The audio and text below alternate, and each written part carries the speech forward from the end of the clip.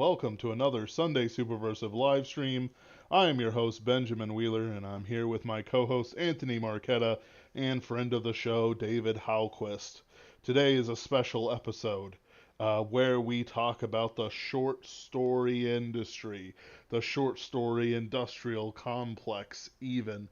In a world where whistleblowers seem to be falling out of mortal life like Boeing jets. This is important information that you do not want to miss. A name, stream, secrets revealed, and so much more. Anthony, take it away.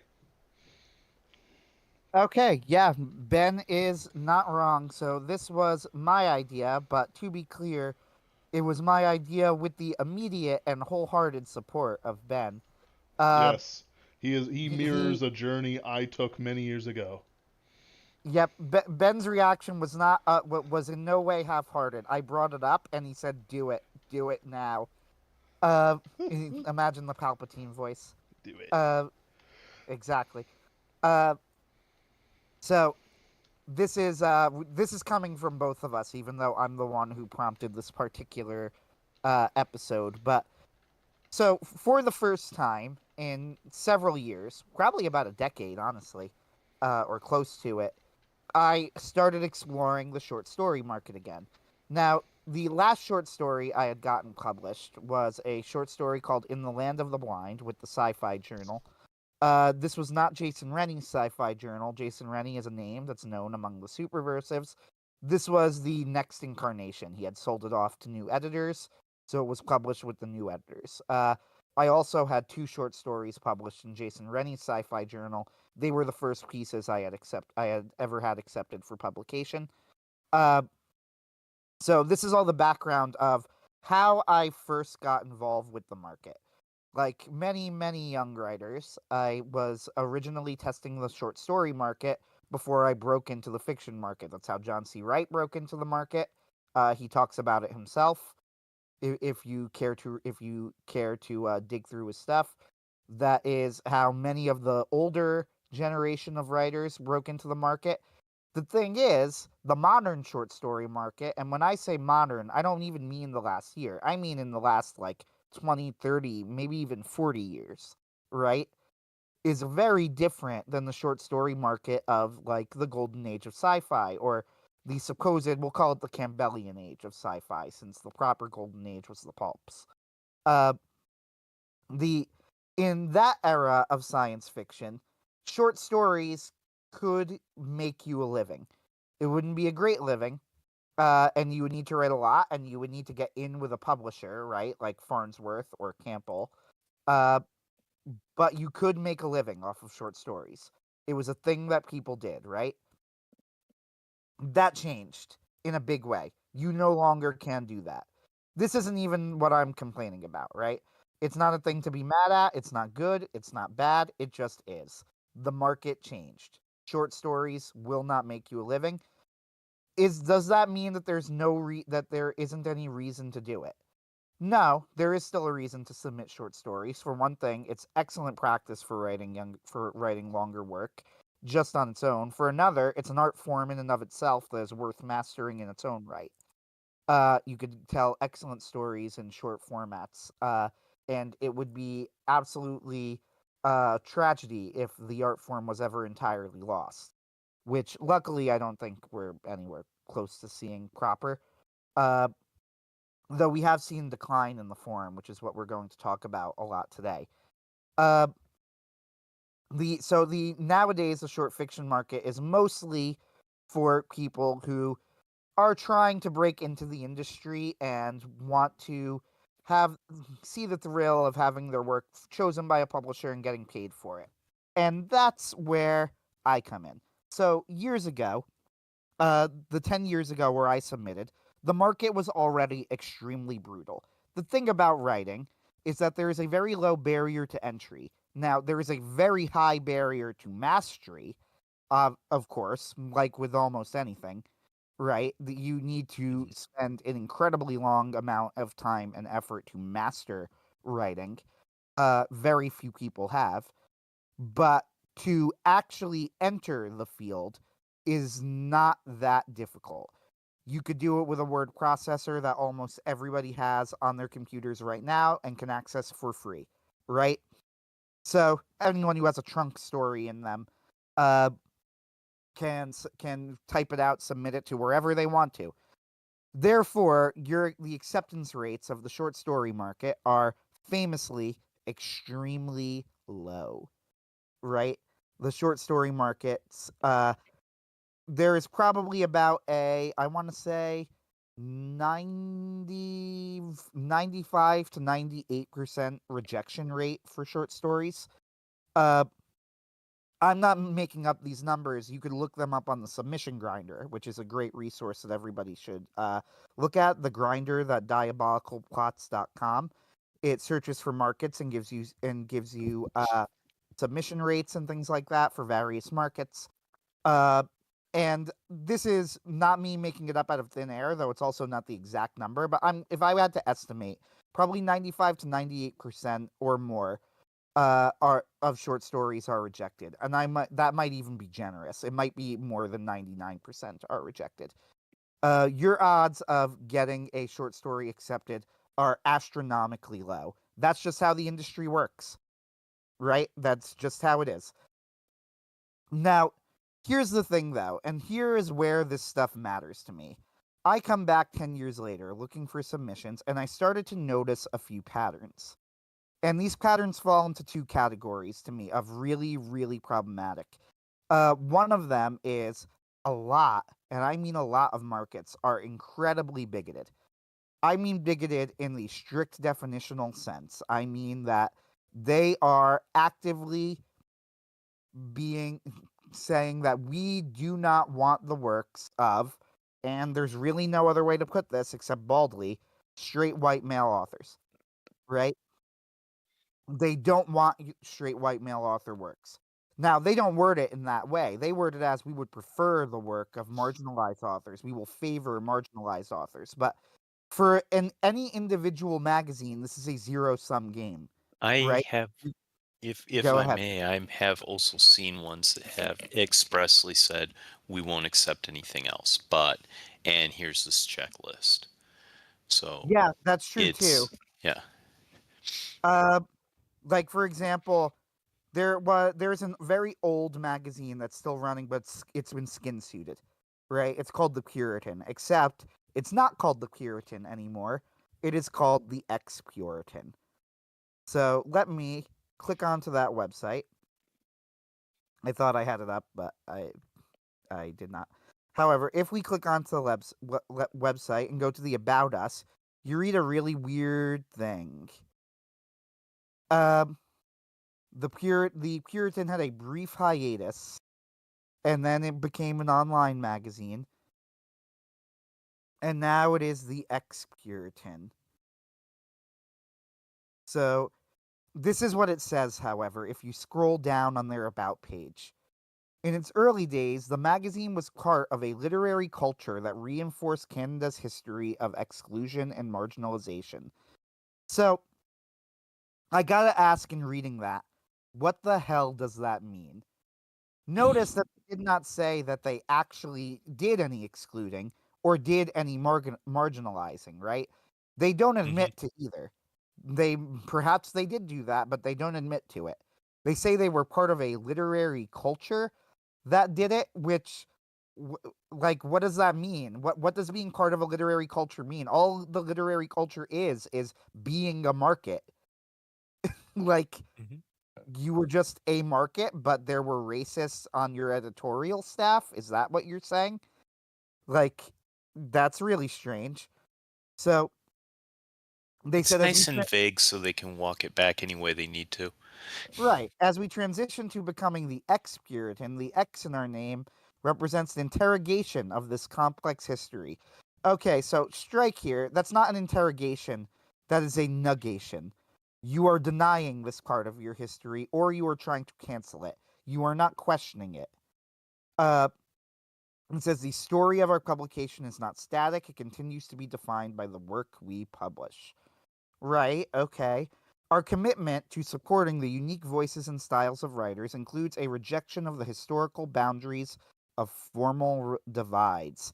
What they mean by this is they're going to do more hybrid or experimental stuff, but that means a safe home for those voices who do not see themselves in the historical genre divides.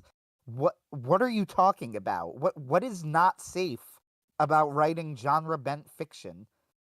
It's not dangerous. Like, it just doesn't make any sense. It's I don't know, very man. weird. Somebody got like a pretty serious injury reading some genre fiction not too long ago. It needs to have a warning label. So it's like, all right, it's a safe space if you do genre fiction for whatever the hell that means. Mhm. So it's just a really weird thing. Now, the ex-Puritan, I will note, is not so bad here because if you actually read their submission guidelines, they don't actually say we don't want white male authors. At least to my at least to my memory. I'm double checking now. Yeah, they don't. So they're not as bad as some of the worst offenders, but it gets worse. Uh, the other you will get markets. I would say I'm trying to find my examples.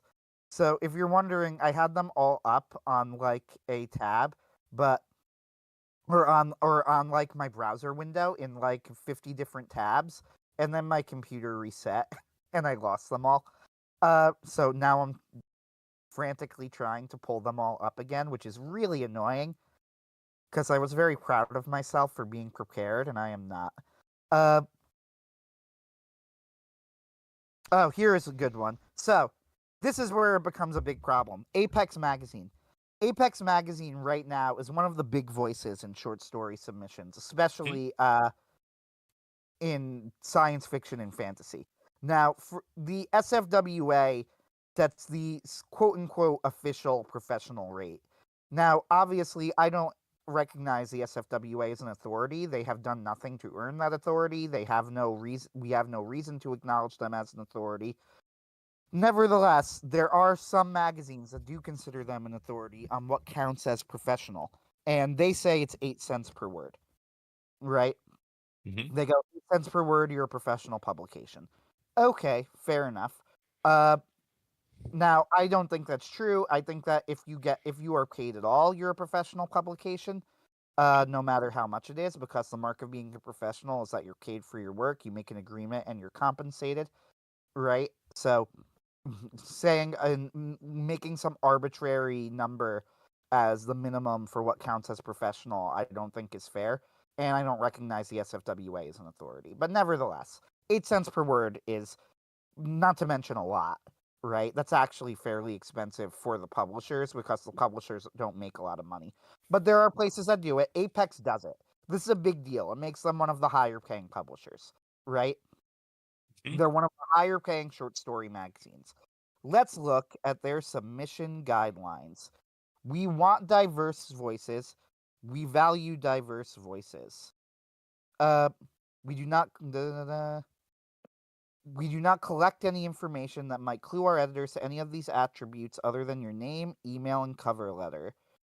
Uh, so what does we value? This is where I am stuck here. What does we value diverse voices mean if it does not mean that we are specifically looking for non-white writers, right? Well, Like, I so don't really diversity know is what could generally that mean. considered more than just race. It's race, sex, gender, religion, ethnicity, nationality, like the whole gamut. Right. You get what I mean. Hypoth Like, Yeah, non-white, gay, or other for various, alphabet soupisms.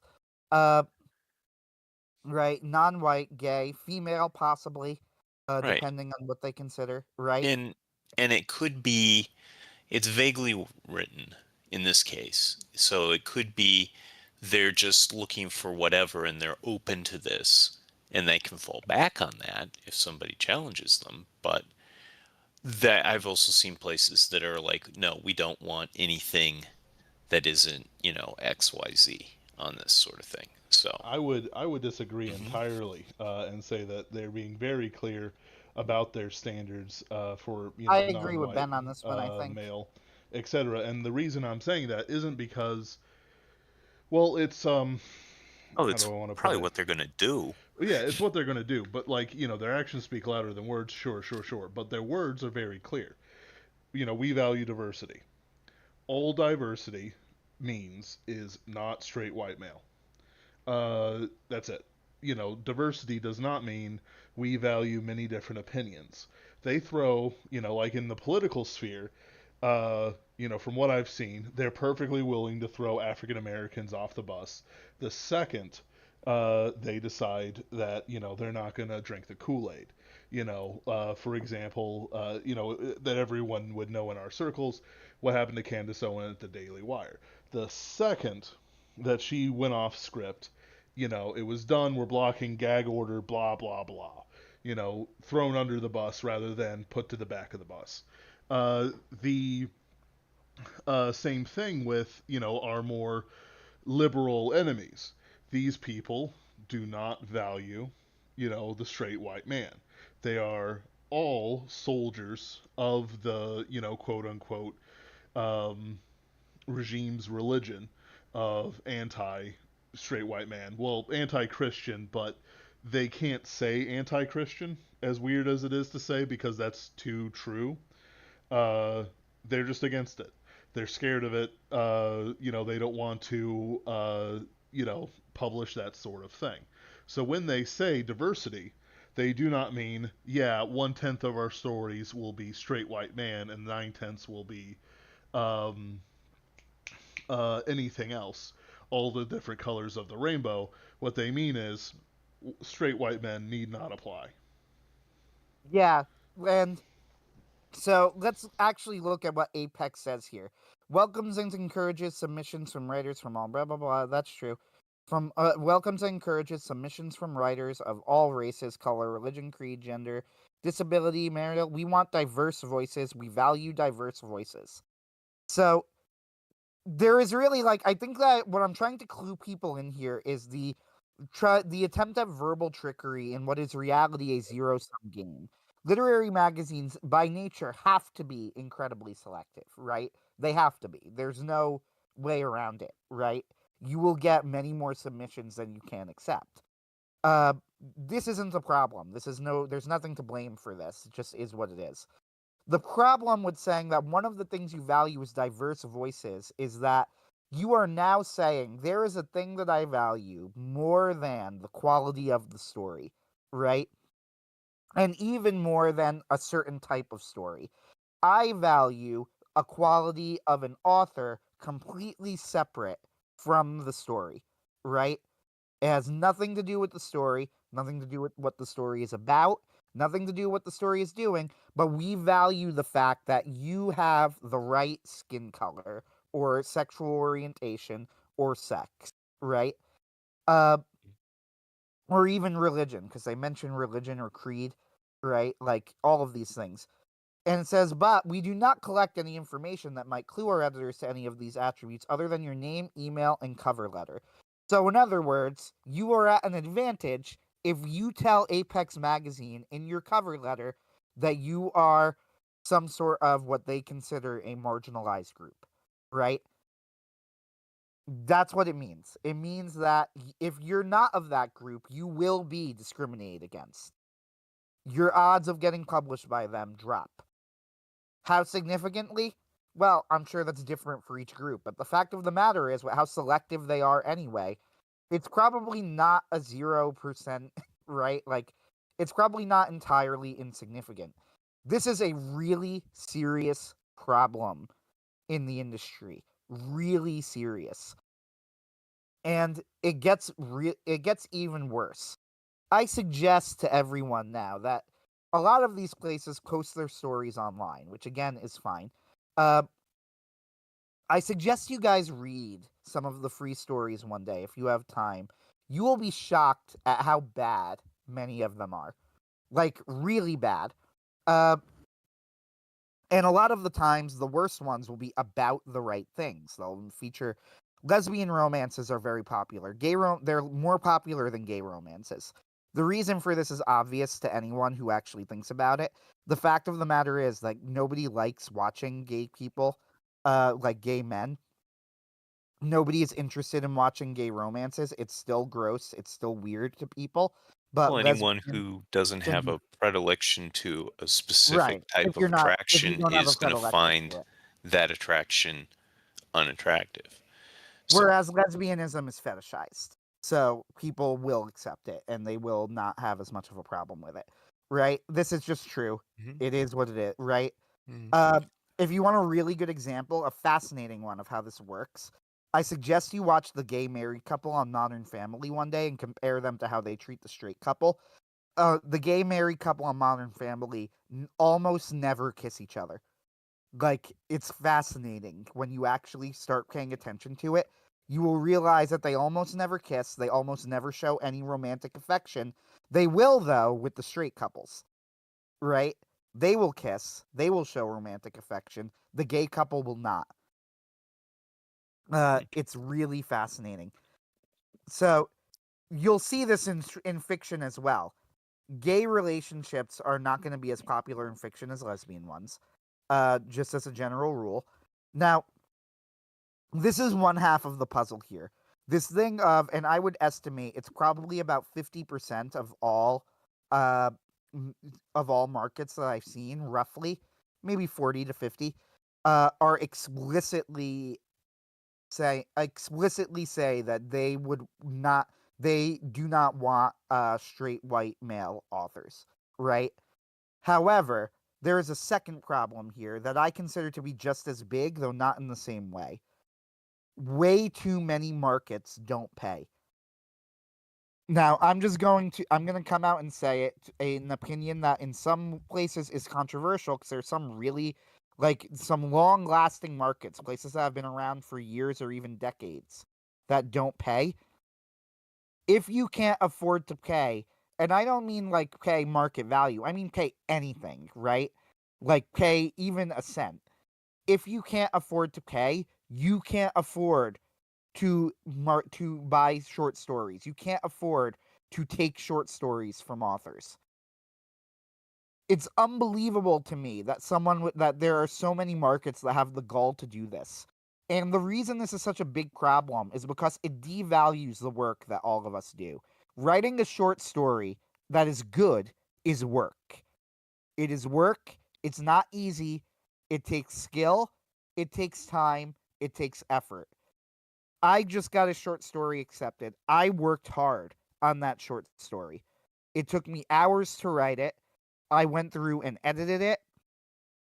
It was the culmination of years of experience writing that got me to the point where I could write as skillfully as I did.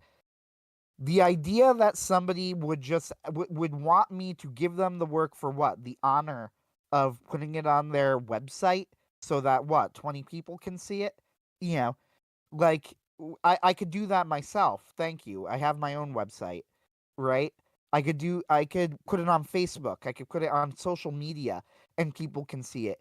And yet, you have the gall to say we want exclusive rights to your story, and in exchange you get what? Exposure. It's like the old joke that painters and illustrators and artists have. I'm going to pay my rent with exposure, right? Like, thank you for the exposure. I'll contact the landlord and ask how much exposure it'll take to pay my rent. You know, it's completely absurd. Completely absurd that this is a thing. Like, there should not be, and one of the markets is called I'll give an example because I promised that I would be naming names. Bewildering Stories. Now, they do have some things on their website, like they have certain contests and certain things where they will pay you at certain points. However, if you want to get published on their site, they don't pay you. I consider this to be phenomenally disrespectful to the writers. Phenomenally disrespectful. Writing is a profession. It's a profession. It's an art form that you can master. It is not something writers, you should not be submitting to these markets. Do not submit to these markets. You are hurting our industry when you submit to these markets. They don't respect you. If they respected you, they would pay you. And if they can't pay you because they're too poor to pay you, they can't afford to be a market. It's like going to a restaurant and then saying like, well, I would pay for the food here, but I just don't have the money. Well, then you can't go to the restaurant. That's how it works. But There is no in Anthony, between here. they have a Yelp account. They'll write you a good Yelp review. Yeah, you get this is the absurdity of it, right? This is a thing that really bothers me. And this is why we're going to mention we've started a new venture specifically to counter these two trends. So me, Ben, David, and Ken Dickinson, our other Pinkerton's Ghost partner, we came together and we started Hightower Magazine. It's a new magazine of superversive fiction. We pay our authors. It's $10 a story plus a split of royalties in an anthology, right? It's sure it's not the SFWA professional rates, but we're not going to take your story for nothing, right? We are going to take your story and we're going to give you money for it. So that's number one. Number two, we do not our main goal is the goal of literature, right? Quality, It's not quality. box checking. It's more than quality, though. Literature is not just like a thing that exists in the world. It's meant to make the world a better place, right? That's the goal of any art form. You're supposed to add good truth and beauty to the world, even if what you're doing is showing people what ugliness looks like. Even that has a purpose. You need a purpose to your writing. We are a superversive fiction magazine. We're associated with the superversive fiction movement. We're very explicit. We're very explicit about it. We do not want subversive or amoral content, right? We say it on our website. We mention God explicitly in our submission guidelines and in our about page. And in our about page, God is mentioned explicitly because those are the sorts of things that art is meant to be used for. You're meant to glorify God, right? This idea that you could completely separate the purpose of art and artistry from individual pieces is nonsense. You can't do it, and it won't work, right? That's not how this works. That's not how this works. It's not how the world works.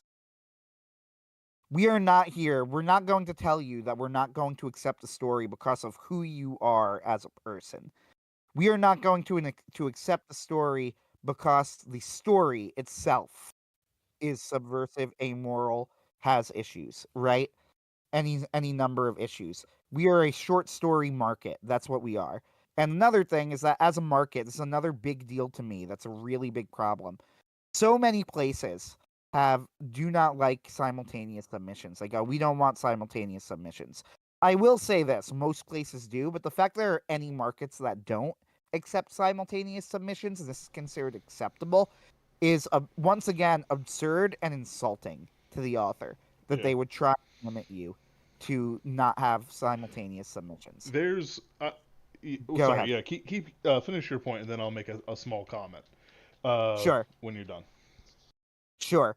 So here's the problem to me about simultaneous submissions. What you are effectively doing when you say, please don't have submit to other publications when you submit to us, that's what simultaneous submissions are for people who don't know the terminology, right? All it means is that you're submitting to multiple markets at the same time. To be frank, there shouldn't even be a term for this because there shouldn't be a discussion, but nevertheless, there is, and that's what it's called. When it comes to simultaneous submissions, it is insulting to tell the author that you do not want them to submit to multiple publications. The reason that it's insulting is because effectively what you are doing is that you are telling an author without a contract, without any promise of payment, without any promise of publication, without any promise of anything, you're offering them nothing. You want them to not sell their story so that until you're done looking at it. So they're essentially telling you not to market your story to multiple places, and in exchange, they will probably reject you because that's the percentages, right? The odds are you're going to be rejected, no matter how good your story is or whatever. It's an over 95% rejection rate, right? So this is like, if the way that I view this is if you don't want my story. Like, if you want exclusive rights to my story, if you don't want me to send my story to other markets, that's very simple. Pay me. If you pay me, then I won't give my story to other markets. If you don't pay me, you don't have the right to tell me that I can't sell my story to other places. All I'm doing is selling the story. I once saw a website, I believe it was Bewildering Stories again, where they had the gall to say to like actually blame the authors for this. They were like, "Oh, they're not concerned about getting viewed by the most people. They're just concerned about making a sale." Yeah, hell yeah, I'm concerned about making a sale. I performed a service for you. That's what we do. When people perform a service, I expect compensation. The compensation isn't views. The compensation is money. That's how the world works. I mean, nothing says respect like a paycheck. Yep. Go There's ahead, Ben. there's a small exception I'm going to put out there for Anthony's consideration.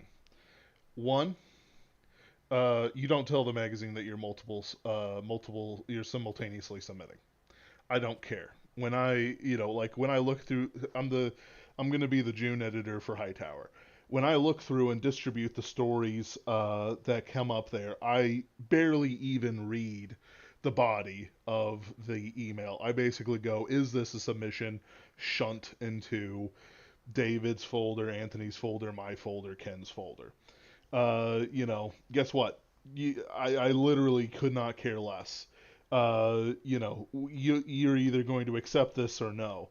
Right. The second exception is that there is a thing as prestige magazines. Quite frankly, I could not care less what magazine you're published in unless it's a friend, and specifically Mm-hmm. Cursova. If it's not Cursova or Man's World or maybe Sidearm and Sorcery, you got nothing. I don't care. These websites publish the worst slop you've ever seen in your life. These magazines, wear the skin suits of better men, built by better men, who publish True Masters, and you're gonna tell me that Apex means anything? No, it doesn't. It doesn't mean anything. Being published in Cursova means something, and you need to respect Cursova for it. Being published in Man's World, where they had 600 submissions, and I published a pretty good pulp story about killing vampires. Couldn't even make it into the top 15. They and you're telling me, the guy who won the contest for Man's World was a guy called Arbogast, or he was in top 3. It's some of the best horror stories I've ever seen written by a modern author. This guy called Arbogast. Like you can those magazines have enough prestige to say, hey, I'm the best of the best. No simultaneous submissions. If you simultaneously submit, that's fine. We're not going to call you an idiot for it, but you have to keep your eyes on the prize. What is the eye on the prize? Is it Apex, which publishes slop, or is it Cursova, who is the best pulp magazine of the modern era? And Probably the best literary magazine of the modern era. I just want to make a Excuse me. quick piece before I go, because it's coming up time for me to split. Yes, sir. But asking people to or agreeing to not do simultaneous submissions for a place that hasn't accepted and hasn't paid you, you've no contract, you've no nothing, is kind of like looking for different employers. And then one says, well, you can't be actively looking for employment to apply with us. It's like, what? Yeah, that's No, exactly that's what not it how is. it Right. works. Yep. And maybe it's worth it to you if the employer is, and I know you might not like, but Google, right? Like, Right. I Hmm. get it, Google's converged or whatever, but they pay you both, bucket loads. They're still a very respected company for a tech Hmm. guy to work for.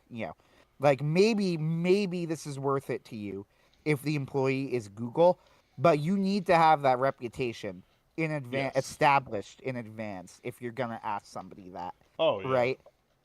And the other thing too is Sorry. like And, hold on. And Cursova Yeah. pays. Man's Yeah. World paid. So it's like, like it's not just what was the one you kept Right. mentioning that doesn't pay, Anthony? Bewildering Bewildering. stories. It's not Yeah. like bewildering stories. You're not doing it for free. If you're doing it for They, free, guess what? It's right. always going to be the guy who pays more. And they'll value as much as they pay you. There's another thing that does actually need to be distinguished too, because like yes, there are super elite things, and so like there are super elite, just like there are super elite positions within the employment world that require, say, advanced degrees or documented success or references that are actually heads in their field, or they don't even read them because they're looking for very, very, very capable people and offering serious bucks for it and prestige. Likewise, you will see situations that are only open to authors who are already published or authors that already have an established name because they're just not looking for that. But I think the problem that we have if we move too much to that kind of field is we keep forgetting there's another generation. There's a next step. Even if you're a prestigious element, you want to have the equivalent of interns or new employees that are straight out of school. And it's the same thing with writing. If we don't have any place for the new author, the new artist, somebody who's developing something new, then the field may as well be dying. We have to have room and space for people that are new to the field and developing new art. Yeah, and it, the other problem to me, like when it comes to you go, so why would I care if you were published by X, Y, or Z? Well, that's a good point, right? I sort of like I get what you're saying, but this is one of the reasons why it's like if you're the author, your response should be from any normal person, I don't care if you care because they paid me, Yep. right? Yep. If they pay you, then that should be your response. If you're getting published by a group that won't even pay you, then you are seriously in trouble, right? Like, then why did you? Then there's literally no reason for you to do it. Well, you've This is basically my said my response. story isn't worth anything. Yeah. Yeah, this is my response to people when I talk about like, well, I formerly up until this recent new submission, I had been published by the Sci-Fi Journal, and Pinkerton's Ghost was a self-publishing venture. God Robot, I was the editor, right? Tales of the Once and Future King, I was the editor.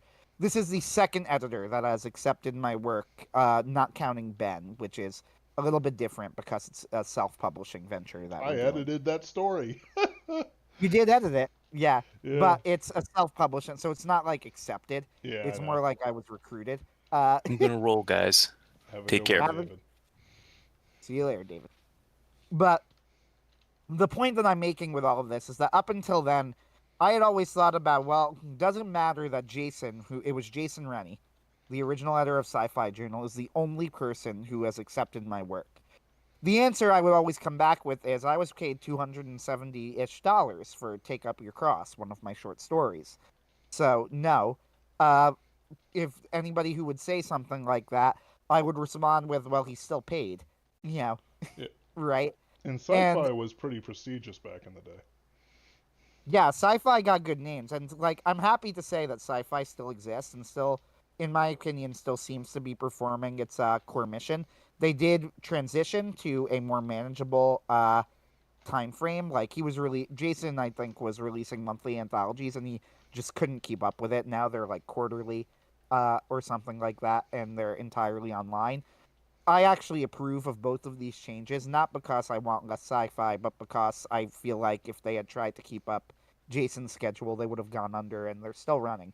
Yeah. Uh, and good for them. And I actually did have a short story submitted by the new Sci-Fi Journal team as well, so that would be two editors. Uh, but Sci-Fi Journal pays, right? Yep. Like it's a really big difference. The current Sci-Fi Journal pays, and Jason paid. Uh, Yep. Kursova pays. They Yep. pay. And if you are an author, if you go, oh, Ben Wheeler, the editor of Pinkerton's Ghost, doesn't respect that I was published here in Apex, you can and should respond, Apex paid me 8 cents a word. I don't really care what Ben thinks, right? And that's a That reasonable response, by the way. Like basically the response to elitism is to say, yeah, but I'm richer than you.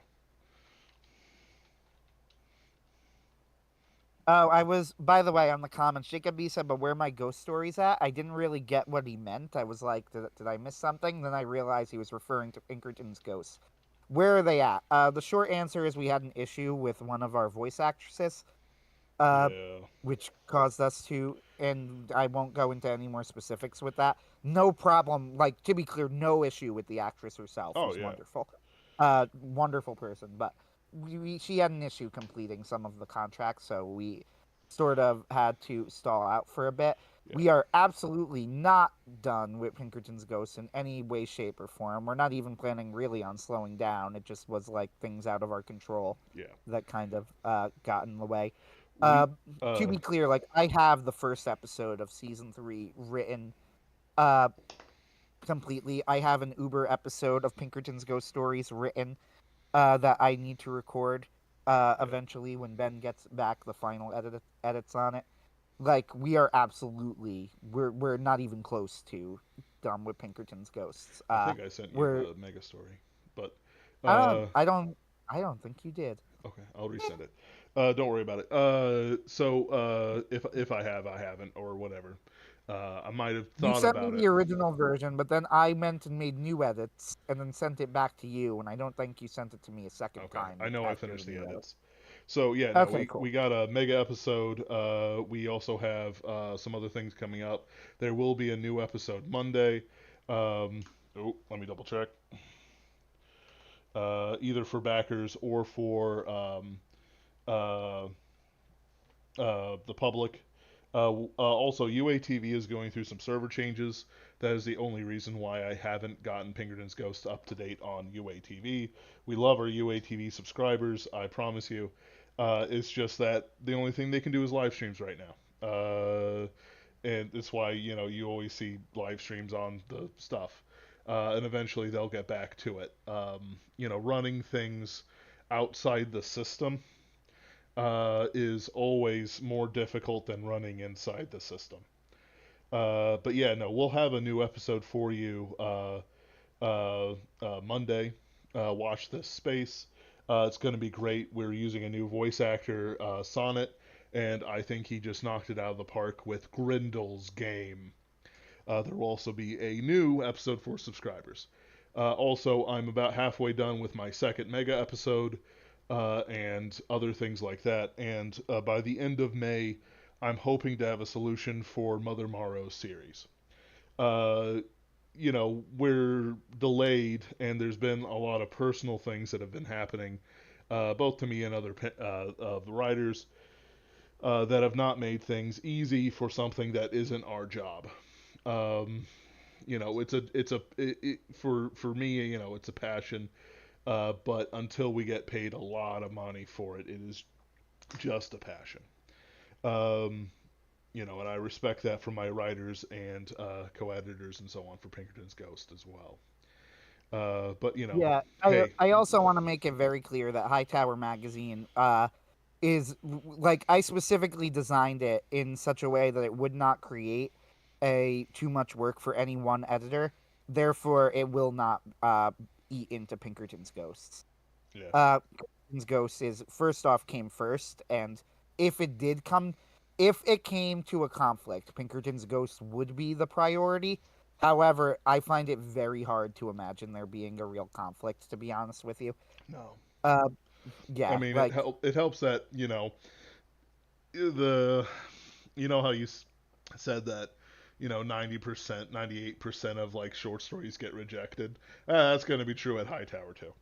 Uh, yeah, it has to be. There's oh yeah, like it absolutely has to be. It's nothing like so far of the story submissions that we've gotten, I have rejected all of them but one. Uh and one I sent one personal rejection, which and the rest have been rejections. yeah, And that's just how it goes. Yeah. yeah. And it's like do submit to the Hightower. We'll provide some links later on in the stream. If you have something, you know, it's we'll do our best to help you out. You know, if you're a friend, if you're an enemy, don't go away. You know, we don't want you here. You're kind.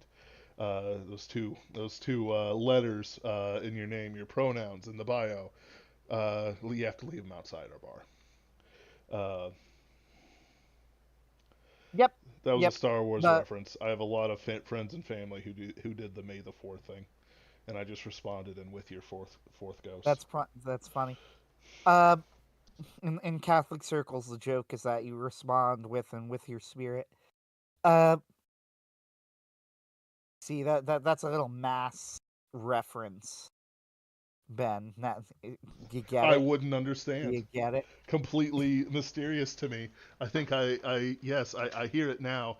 The spirit of Martin Luther descending from heaven to tell me that they worship Mary, and then he ascends back Oh, up. he's coming from heaven, is he? Yeah, exactly. Um, You sure that's Martin Luther? He came on he came in from the direction of Venus on bright shining wings, looking like the Dawn Star. Oh yeah, I think it's Martin Luther. Well, it's someone from heaven anyway. Uh, anyway, Point is, but he yeah, I'm looking validated at me.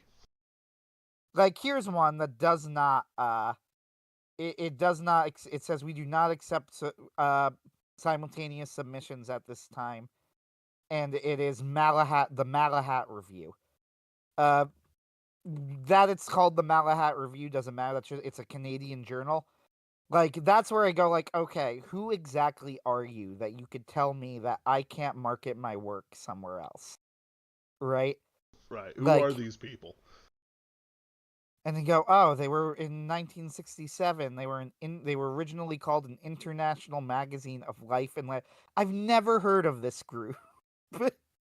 Right. like like I have never heard of them. What do they even pay? Do they pay? Let's see.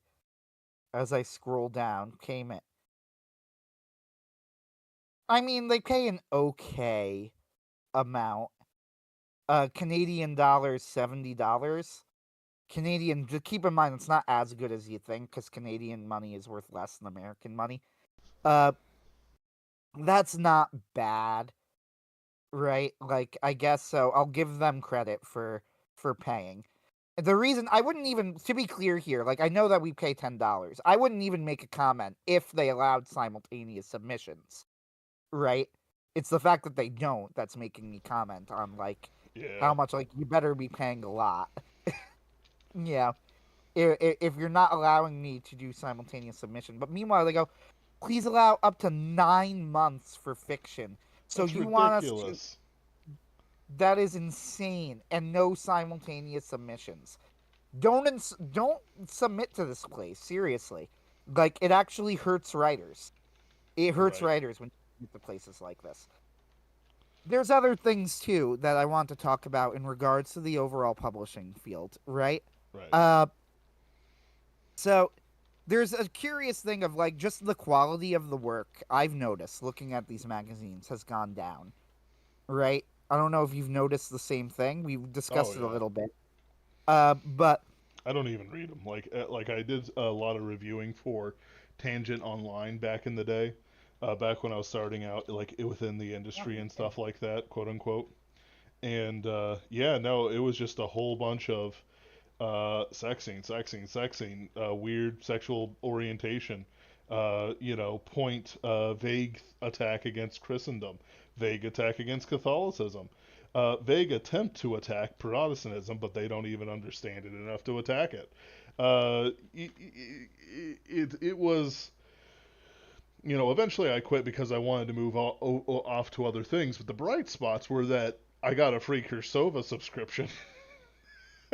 oh, that's pretty Because I cool. reviewed a couple of his early magazines. But it's like, most of it was just like the one I remember was a weird degenerate party where some character was poisoned and it was kind of a mystery, but everyone was out to kill him. But at the same time, like everyone's like decadent dark elf bullshit. So it's like it was like what is the point? Everyone's evil. And like this one guy's supposed to be like better than the rest cuz he's the main character. No, this is stupid. Like it was like how do I want to put it? Like one of the stories that stuck with me when I started reading things like The Last Closet and other accounts of how degenerate the people of the fiction writing community are. It's like you have to understand these are ugly people in a BDSM party half-heartedly whipping somebody who is a published author who's earned more money in contracts than I'll ever see because I refuse to, bow down to the idols. Uh, and it's like that. It's that sad, disgusting, fleshy, degenerate nothingness. It's Mm-hmm. evil without virtue. And it was just like that, except everyone's hot. So it's like, no, this is a stupid story. This is a stupid. This never needed to be written, much less published. And it's unacceptable that I had to read it. Of course, I gave it a bad review. Um, And anyway, I gave it 6 stars. right, six Was not the stars. worst thing I read. Uh, Yeah, you 6 and know, 10. the hard shell chocolate that I used in the middle of reading this was absolutely wasted. I actually got up in the middle of it and dismissed my palm tree waving slaves. Ruined the whole Dionysian scene. 6 stars. Yeah, six of 10. Do not recommend. Anyway, Yes. no. I was a slut years and years ago for like this lasts a very short period of time, and there's only one story in this little group that like is significant. But I was a slush pile editor for a literary magazine for much the same reason you were part of Tangent Review, right? Yes. Like wanted it in the industry. Whatever. I volunteered. They asked for volunteers, and I said sure. Uh, Spark Literary Journal, there's really nothing to it. Like, as far as I remember, it was just fine. I think it still exists, though I don't think it's currently taking submissions. Uh, Whatever. I was a slush pile editor for it. There was a very notable thing that happened to me while I was doing this. I don't remember any of the stories, including the one I'm about to talk about, but I remember what I responded because it was like a good lesson for me. I read the story as a slush pile editor, and this was one of the few stories that I forwarded to the editorial team, right? To like the main team. And I remember absolutely loving this one story. I forget the details of it exactly, of like why I liked it so much. It's been years, right? And I've never seen it since. Uh, but I remember sending it to them, and I gave them this note as the slush pile editor. This is the reason that I read science fiction. Like, I loved this story. Like, it was that good of a note. Like, I thought the story was fantastic. The story was rejected. It was rejected by Spark Literary Journal. And it was a story that I gave the note. This is the reason I read the genre. Right? Yeah. And it really opened my eyes to like, wow, we do not see on the same page even slightly, Yeah. right? Like, how on earth did you reject the story that was frankly brilliant, right? Right. Like, it made me go like, okay, I can't really trust the industry, can I? Right? Because Yes. to me, the fact that they rejected the story is, to be frank, a serious issue in judgment, right? Like, that I'm Mm-hmm. looking at this and going, like, everybody makes mistakes sometimes. There are people whose judgments I normally trust who have what I consider to be poor takes on certain things, right? Yes. Like, I generally trust the critical drinker's judgment. I thought that The Fall of the House of Usher was terrible. He was a fan of it.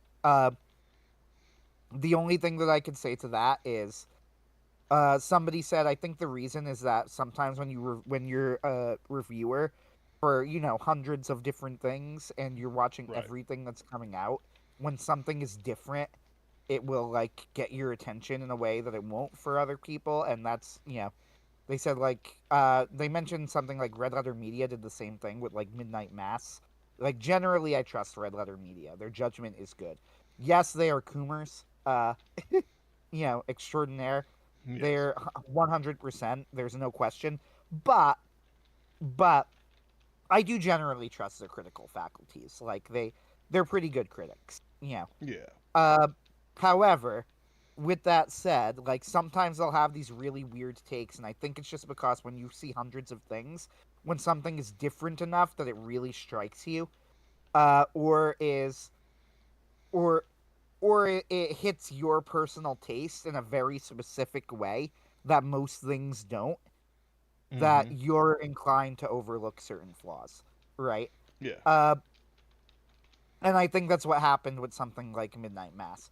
I also think generally with the Critical Drinker specifically, he has a bit of a flaw where he's trying to be neutral in a world where that's no longer possible, right? Like Yes. he's still kind of clinging to it in that Gen X way, you know. Right. Like The I'm just here for quality stories. Like no, you're not. right. That's not what it's about anymore. There's more to it than just quality. Yep. like like a story like The Boys or Arcane that he gave a good review to, and I am sure that The Boys and Arcane were both good in their own way, right? Oh But the yeah. fact of the matter is, he should not have wasted his energy giving them positive reviews, Yeah. right? He shouldn't have done it because they were subversive to society, frankly, right?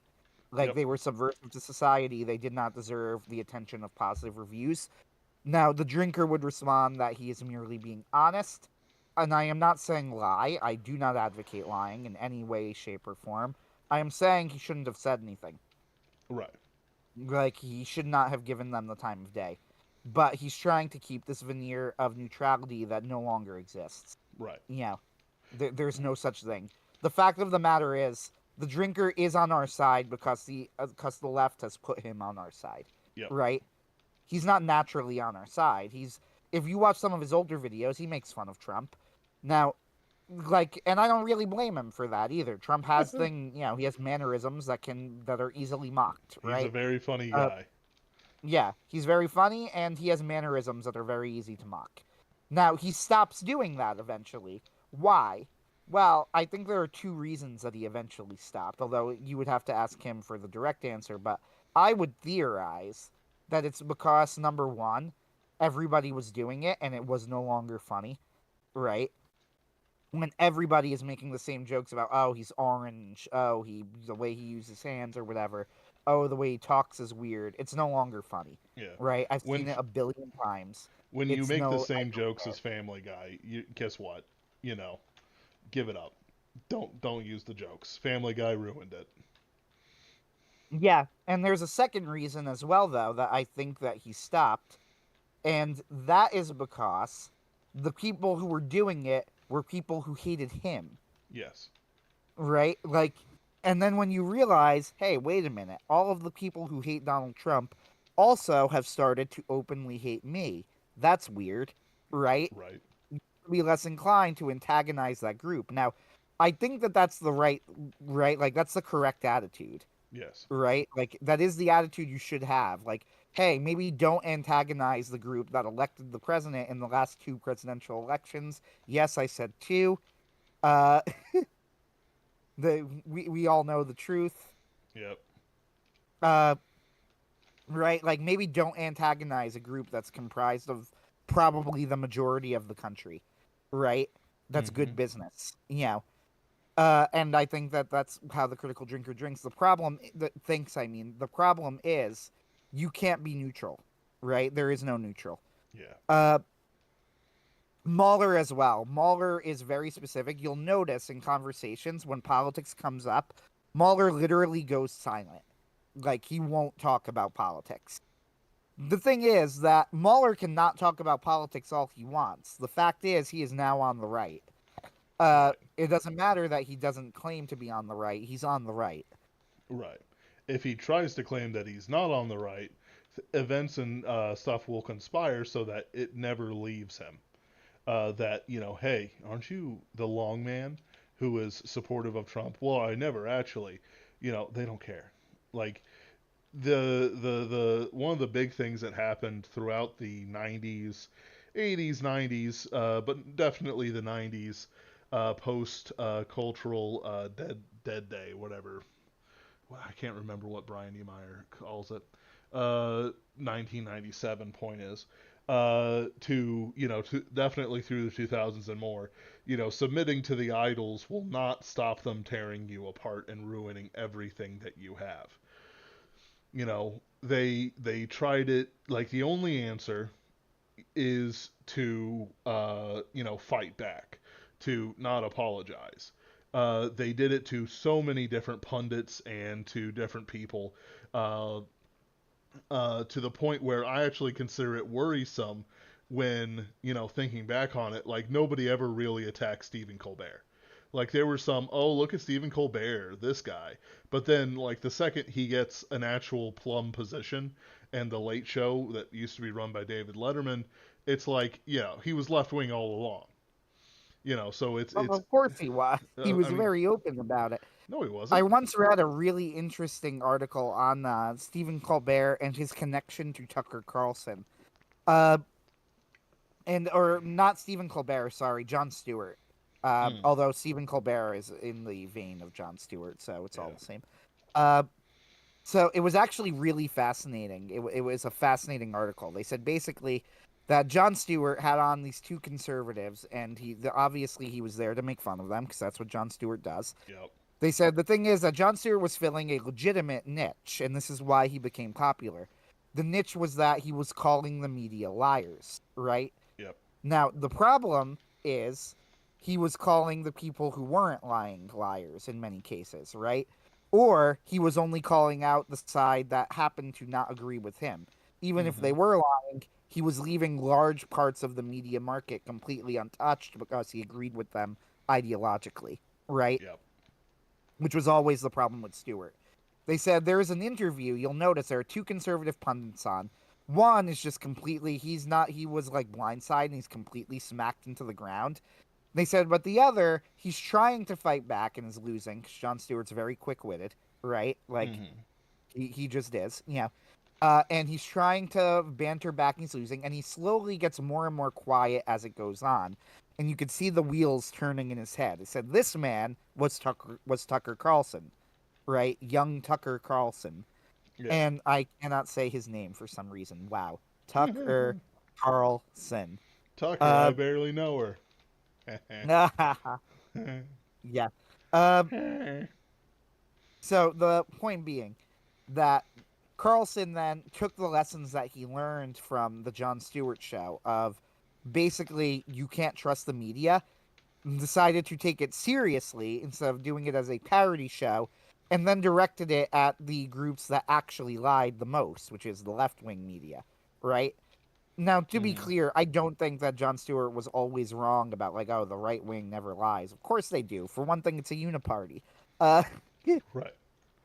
obviously they lied. It's just the fact that he was intentionally going after the people who lied less because he didn't want to go after people who he ideologically agreed with, right? Yep.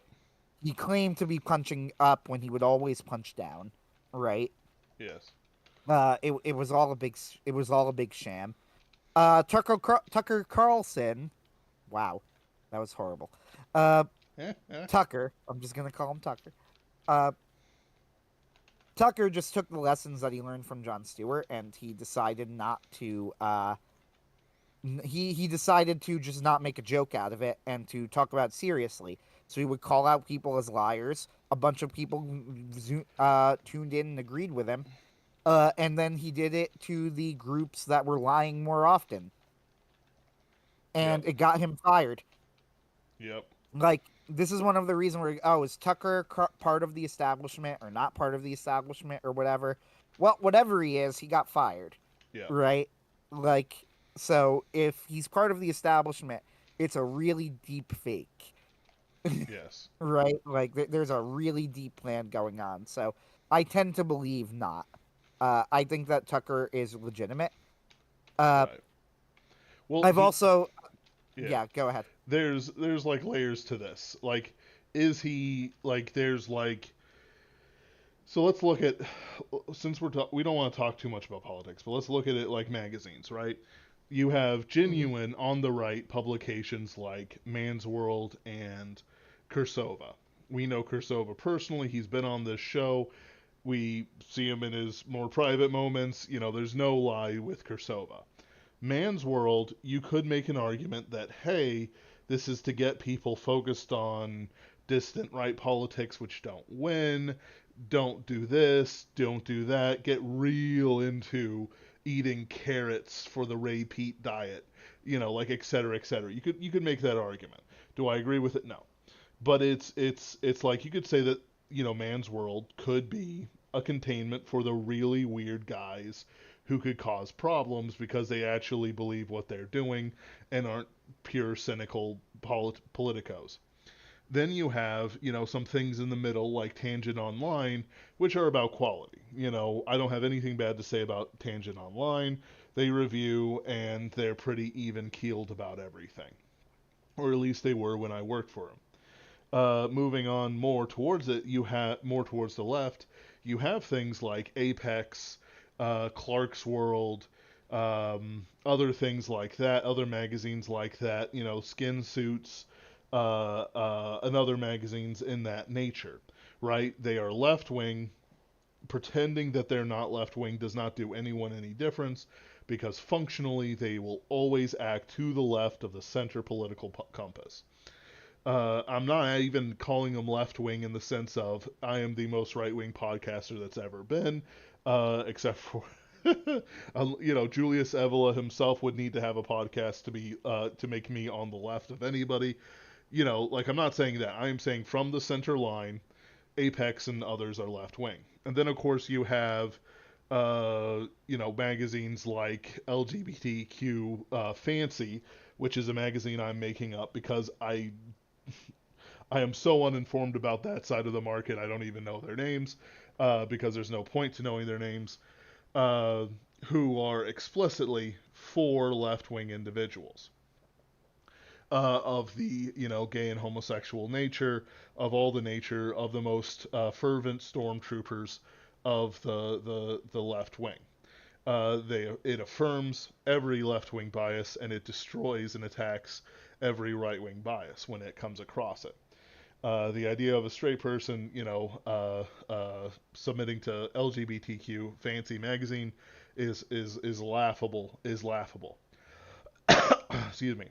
So it's like there's a spectrum of things that go on there, and with the spectrum, you have to understand that where you are doesn't matter what your internal feelings are about. You have to see who's a friend and who's an enemy. The fact that John Scalzi has a job at Tor is because, one, he made friends with the head editor and became a power couple with him. Not in the sense of sexually, probably, but in the sense of, like, I'm going to be your rider, I'm going to be your white horse. Because he basically said, I can write like Robert Heinlein if you give me the chance. And he did, to the point where my normie sister has read Old Man's War. And it makes me crying, weeping, vomiting. How could this be my own sister? But then, he got that big contract, the biggest contract that's ever been for a fiction writer, I believe, or certainly up there, with $1.78 million for like 10 books. But it's like, okay, so why did John Scalzi get that when he's clearly, a straight white male? Well, he humiliated himself constantly. He showed up in a dress.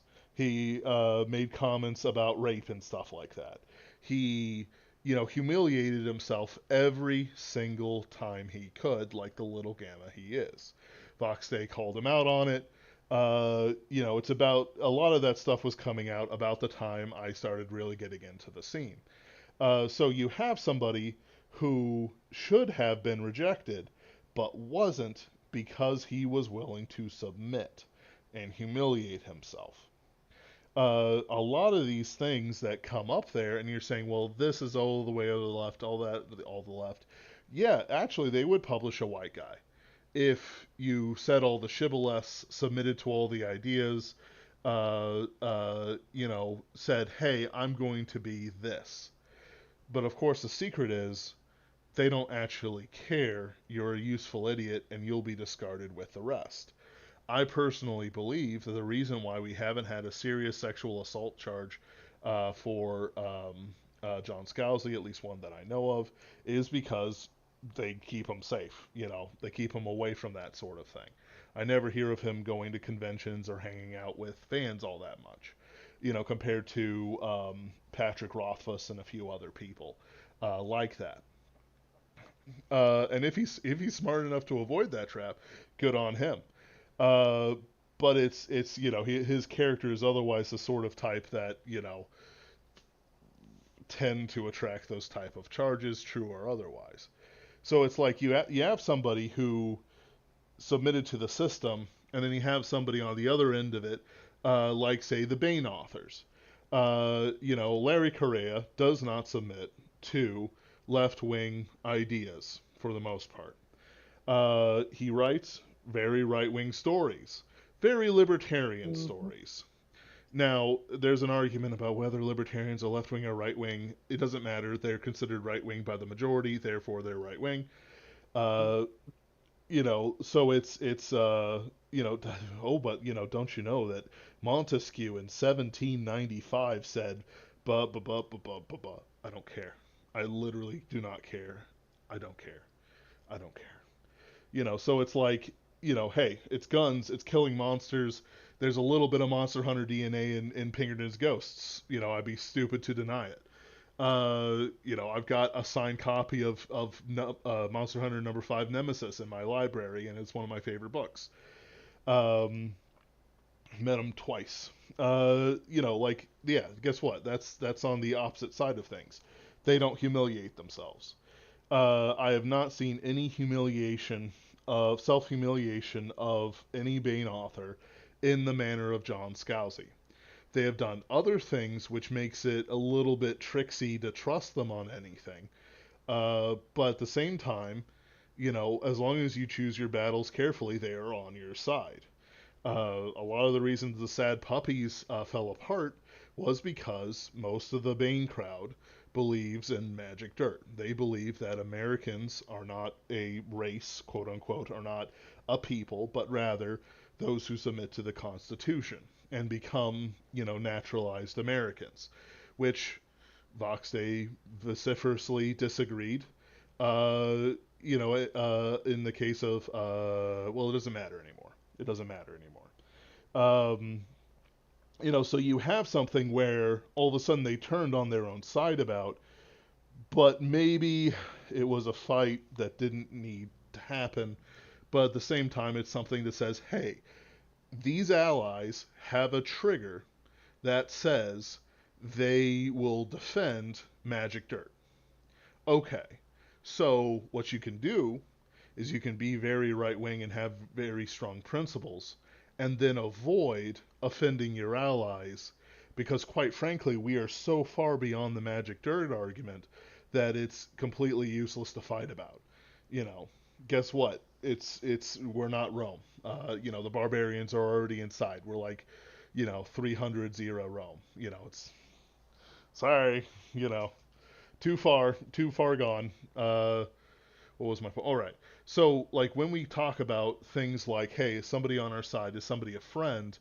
The answer is, I will defend Bane at all times. I will not defend Bane the same way I defend Superversives.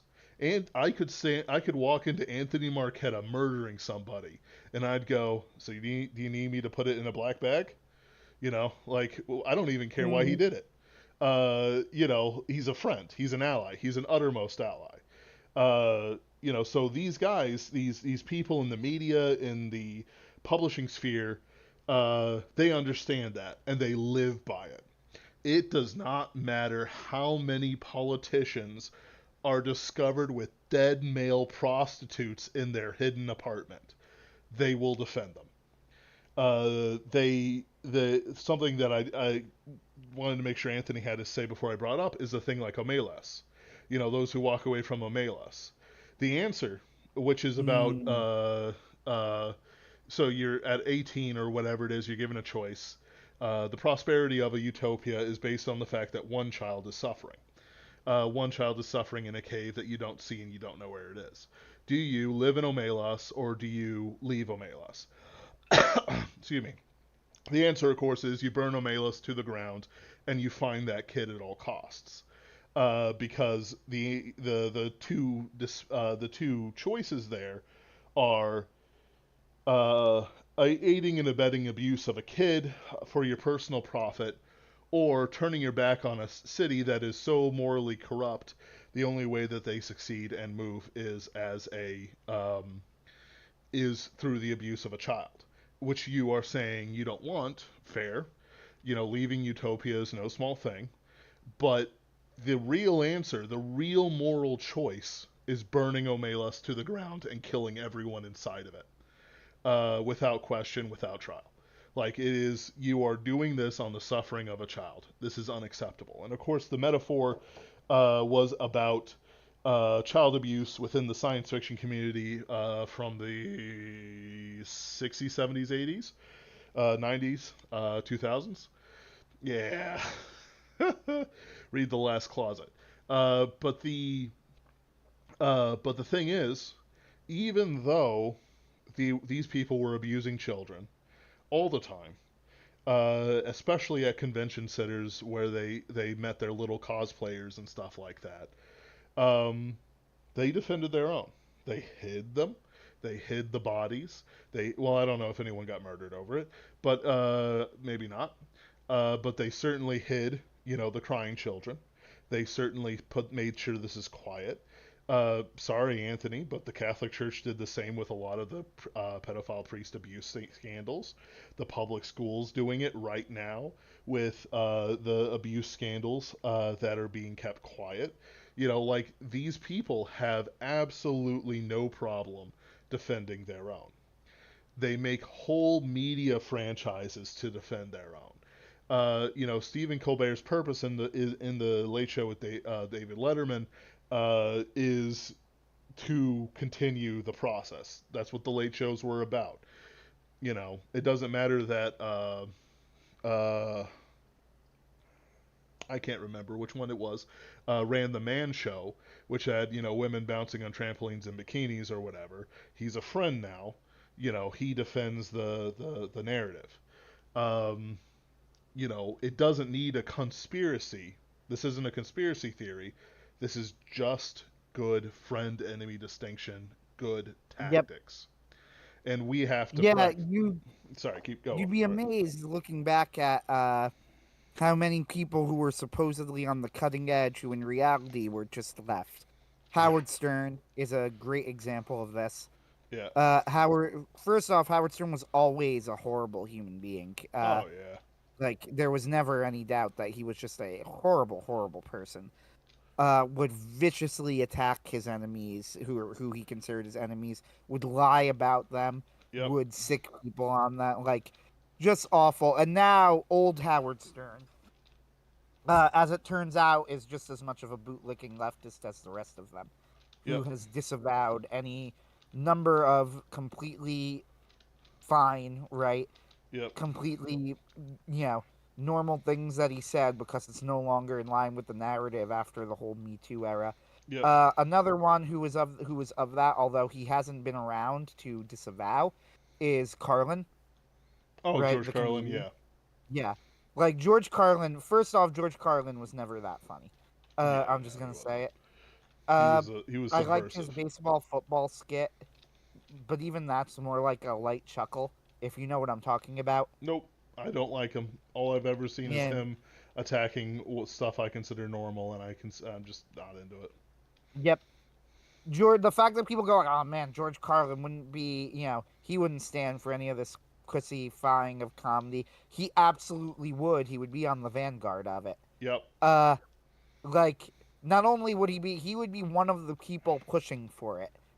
Yeah. Like, do you not realize that he's always done whatever the establishment told him to do, no matter what it was? The establishment was tired of the fact they couldn't use curse words on TV, so they got George Carlin to come up with the 7 words you can't say on television. Like, Yep. you think that Which that was some sort of anti-establishment thing he was doing? No, the entertainment industries wanted him to do that. And that, by the way, that show, I remember when I was a kid, or young adult, teenager, whatever, it all merges together. That thing was running 24/7 on like HBO, Cinemax, wherever they were gonna put it. That show, Seven Words You Can't Say on television, was on cable, as often as reasonable. I'm like, what is this? Why do I keep seeing it? It's not a show. And then it's like, oh, it's another week and it's still there. It's on TV Guide all the time. Like it wasn't just seven words you can't say on television. It was, this is a whole thing that we are doing. We are pushing it. It is what the media wants. And he's like, you got it. Yeah, it's he's just incredibly not. He was never really that funny, but even more than like if he was funny or not. This is why, if you remember, they had the show America's Top Comedy, uh, or Top Comic. Sorry, not comedy, Top Comic. Mm. So that show had 4 judges. I only remember 2 of them. I remember Roseanne was a judge, Ugh. and I remember that Norm Macdonald was a judge. Yeah. Roseanne is of the Carlin type. Honestly, one of the things that horrified me was when the new Roseanne reboot came out, that everybody was acting like she was an ally, which I'm like, and I was always on the side going, you need to stop, right? Right. Like, she is not an ally. She was never an ally. She hates you, right? Yeah. The fact that she likes Trump because she's libertarian enough, right? To like Trump, whatever. Yeah. Like the entire project of Roseanne was this whole, we're going to get rid of like this whole tearing down of traditional family sitcoms, which are, the idea is like of wholesome things, right? Of Yep. good things, moral things, right? She was always in that vein. She was never your friend.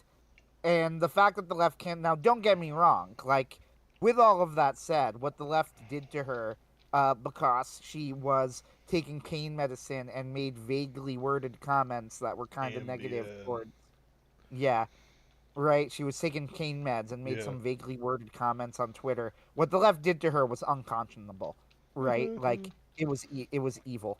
But Uh, she bowed. She submitted. Oh, I'm she so bowed. She sorry. absolutely should not have. I also think, I always said, I think that the people on that show, who are, because they continued the show without her, I was like, they should quit the show, because whatever you think of Roseanne, she was the show, Yeah. right? It was her show, her comedy. The actors should quit if they had any integrity, you know. Uh, Now, Goodman, to be fair, John Goodman, was always adamant that he was like Team Roseanne, even though he couldn't quit because of contract reasons. So I might be being a little harsh. Yeah. But whatever. That's not my point. My point is, on America's Top Comic, it's really fascinating to watch because it's now come out since Norm Macdonald's death, which people kind of knew who watched him enough that he was actually probably right wing, Yeah. right? Like, Michael Knowles talked about how he like became friends with Norm Macdonald in the days leading up to his death, like, or in the weeks leading up to his death. They were like exchanging messages on Twitter that Norm Macdonald believed in God, right? Like that Yeah. he was a Christian and all of this stuff. Uh, and it becomes more and more clear. And like, it's interesting that when he was alive, nobody really knew this. Like, if you watched him enough, you might be able to guess, Yeah. but it wasn't super obvious. Norm Macdonald was just an incredibly smart man who expertly manipulated the jester's privilege that he had. Uh, he knew exactly how to use it, and never went over the line in ways that mattered, right? Yeah. But was always very careful. But there's a really, really interesting scene in on America's Top Comic that I actually encourage you to watch. You could probably look it up by looking up Harry Potter. Now I know what you're thinking, but like, listen, hear me out. Uh, they make some joke about Harry Potter and Christianity, and how Harry Potter, and for whatever reason, she uses Harry Potter to make fun of Christians or whatever or something. Roseanne, I believe it's Roseanne or one of the other comics, calls her very brave. And Norm, in honestly an incredible moment, like looks at her and goes, "What are you talking about? That wasn't brave at all. That's like the most mainstream insult you can make. Everybody makes fun of Christians." And he's like, Right. "And also, you don't really understand Harry Potter. Rowling herself said that if you understood the story and you knew her religion, which was Scottish Presbyterian, then you would know how it ended." And you can see like the audience, like they turn and look at him shocked, and the audience kind of goes quiet because they were like, "What?" And Oh then no. Norm shrugs. Yeah. And then Norm shrugs and goes, "I didn't like it." Uh, and like it wasn't even a joke. Everybody's just like feeling really awkward. Like Norm Right. went off script. Yeah, he wasn't supposed to do that.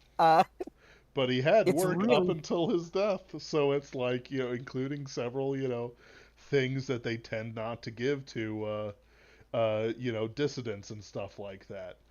So yeah. it's like Jester's The best I can privilege. put it is that Norm was a genius who knew exactly how to manipulate the jester's privilege in a way, frankly, I don't think that anybody else could. Uh, Yep. then from then or since, Milo tried. He rode too close to the line and he failed. Yep. Uh, that was like Norm knew exactly when to pull back, is I guess how I would put it. But Yes. exactly, he went to the edge and no further. Right. Uh, Which is, Milo thought he was smarter than that and flew too close to the sun, and yeah. he was, and that's what happened with Milo, who, by the way, is extremely funny himself. Yes. Uh, I just remember him watching it. Think he was just ruthlessly making fun of like his assistant on his show, Milo, because he learns that the assistant is Irish, so he's just mocking him for being Irish. And he goes like, "I know that," and this was after he renounced his gay relationships. And he goes, I would rather be me than you because I could always put down the cock and find Jesus, but you will always be Irish. And um, it's so bad. Yes. Uh, but it was extremely funny. Uh, yeah. Anyway, that's neither here nor there. My point No. about the jester's privilege and all of this, and people who go too close, is that we can talk the way that we're talking because we're never going to be mainstream, Yep. nor would I want to be. Right? Yep. I'm not trying to get on Fox News. I don't want to be on Fox News. If we ever get any attention for this, it will be because some left winger picked out a line in this entire thing, right? And used it to go get a load of these racists, and it will probably help us. Yes. Uh, like, I mean that entirely unironically. Yes. There's also the fact that, like, I have decided long ago that I'm not going to be intimidated into silence here, even if it means, like, maybe my job won't like it or whatever, then that's too bad. Yep. And it's Then they will. Then they won't like it. That's just yeah, life. yeah, I don't like how hard I have to work. Yeah, well, I don't like that you said this. Yeah, well, I don't like how hard I have to work, but we both do things we don't want. Uh, But uh, yeah, it's like, I think part of the reason why they kind of like only half-heartedly attack Vox Day nowadays, or they only do so through like Amazon or some payment processor or whatever, is because he's an incredibly hard target, like an absolute fortress that will not be intimidated by corporate corruption or anything like that. it's partially that. I think it's also partially, to be frank, Vox is an excellent marketer of himself, Yes. right? But he is not that influential. He claims he is. He isn't. Hmm. Where Like, I'm, like I'm just saying. I would I have nothing but respect for Vox Day, but right. like the mainstream is not does simply they don't really need to care about him. Yeah. So I would agree for you, but for two things. One, we're clearly in his shadow. Two, uh, and I don't mean that in the sense of we owe anything to him or he owes anything to us. I'm saying that the shadow he casts includes us. And Yeah, secondly, it does. I have heard his name spoken in the Missouri. Like I did some political activism way back in 2016 and a few other places. They know his name. People of power, of influence, who are working the system know his name and read his blog. Interesting. That's So interesting to hear. so Uh, it doesn't matter, like they could be reading huh. him because he's an enemy, but I'm saying that, yeah, no, like part of the reason why I will stick with it is because um I've heard his name in places that you would never expect it. Uh the next Well, step. like to be clear, I will never disavow Vox Day. Oh yeah, never. Right? Like that's one of those things. And nor will I disavow someone like Milo or anything like that, right? Mm, For the very simple reason of like, do I agree with Vox on everything? No, absolutely not. I think there are things that he said that, like, frankly, I just think are kind of crazy, right? I'm not going to talk about it now, right. and but he has said stuff. None of that really matters because Vox is somebody that I can work with in a way that I can't work with the left, Yep. right? Like, and I am not, and even if someone were to come up to me, like, people have done that before to me. They have said, you've worked, like, they go, like, I was on, like, some social media, this was years ago, right? Right. So, during the whole puppies, I think it was in the aftermath of the puppies debacle, because A Story in God Robot was nominated, right? John C. Wright's An Unimaginable Light, which was in God Robot. Right. So, God Robot got a series of hate reviews of people who clearly didn't read it, right?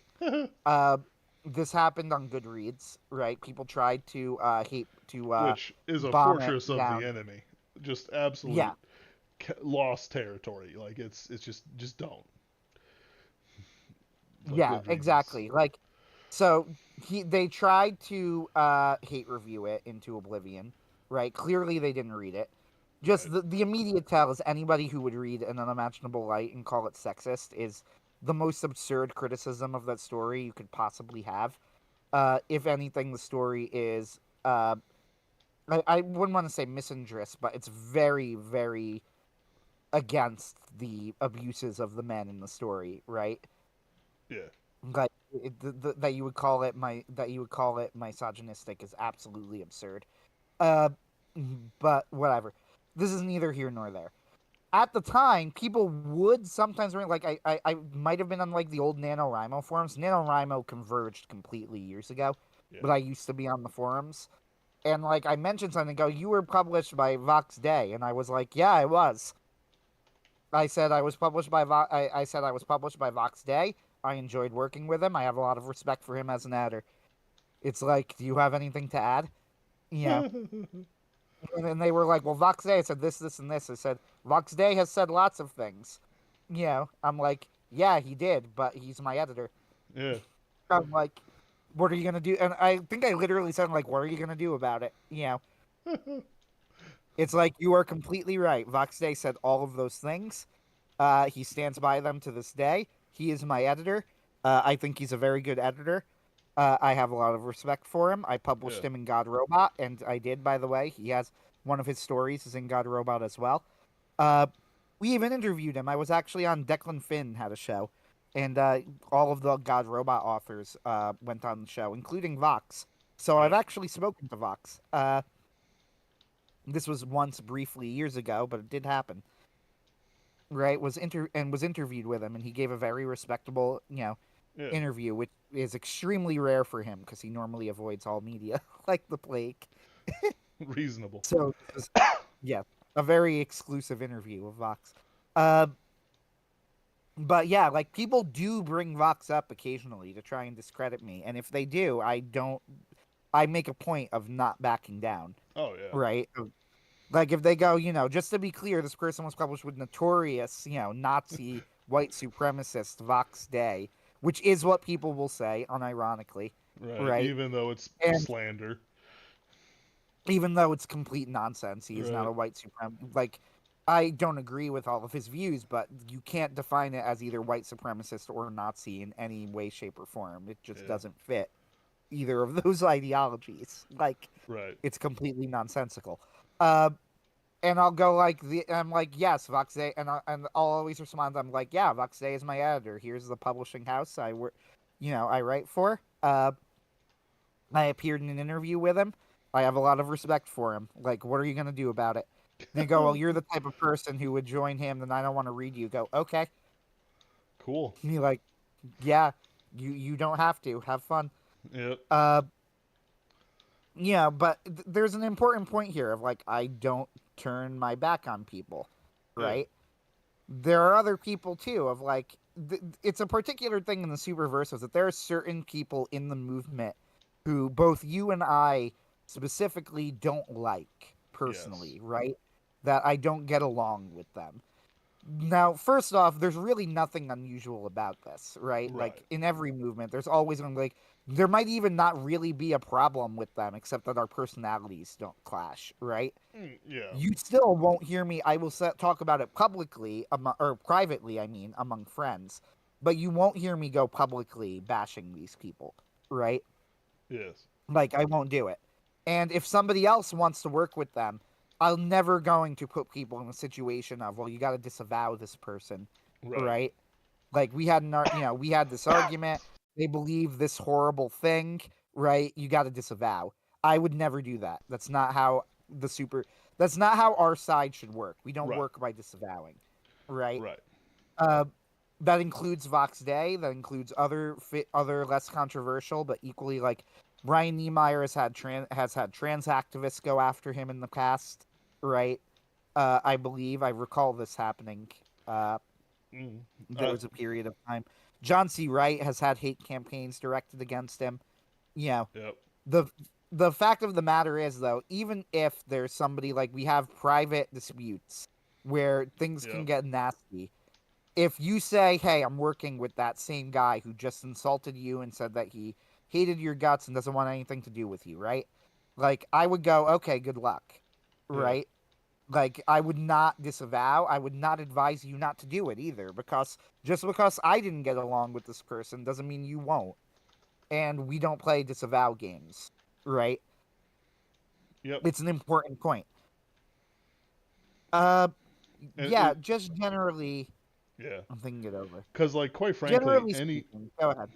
anyone who's going, you must disavow, you must disavow, like, they're a bad actor. Like, they are specifically trying to break, sort of the line. Guess what? Because I know who Anthony's talking about. I agree with him You do, wholeheartedly. I yes. probably have more extreme sentiments about it.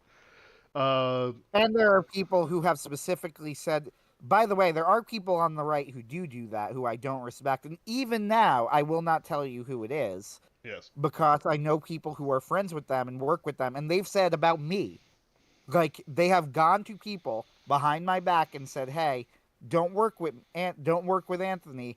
I've worked with him. I don't, he's not a good person to work with. I consider this trash behavior, Oh, right? yeah. And I will tell people about it privately. However, I will never tell someone not to work with this person Yeah. because it's not my business as far as I'm concerned, right? Yeah. And there are people who are friends with them. He's never done anything to them. This guy, whoever it is, mysterious person. And in that case, okay, then maybe you'll get something out of an association with them. It's none of my business. Good luck, right?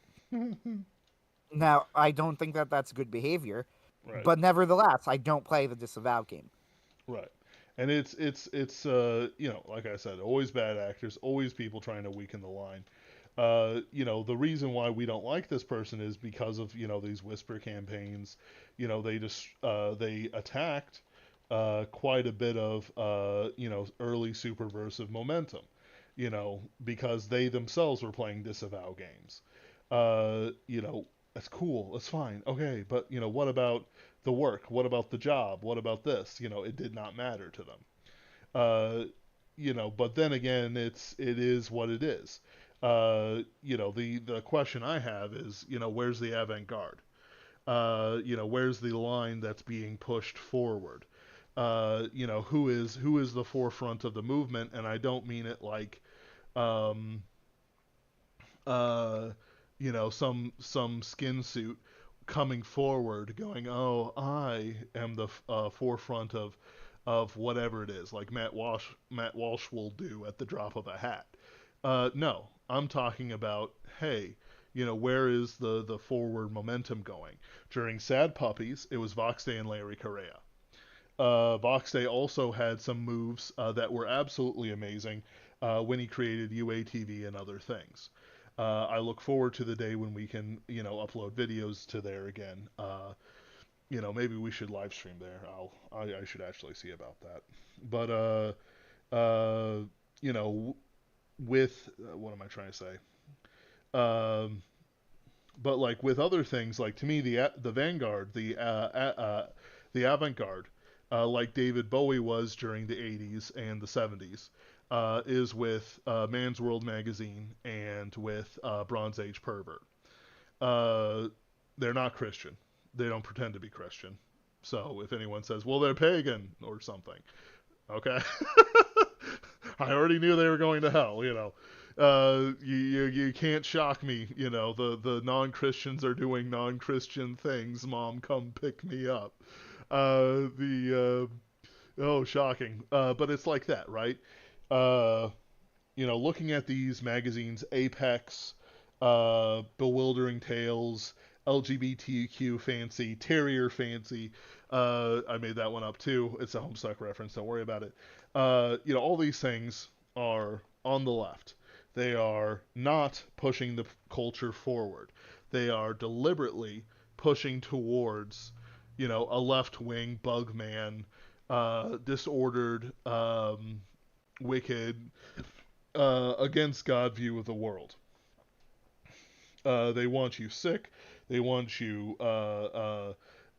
sexually disordered, and they want to make sure your kids are sexually disordered at all costs. And they will, of course, defend the methods that's used to do it, and they'll do it to the death. Uh, that's culture. It's like what Norm Macdonald say. Everyone makes fun of Christians. Like you're not doing anything special. You're not doing anything brave. Whatever he said there.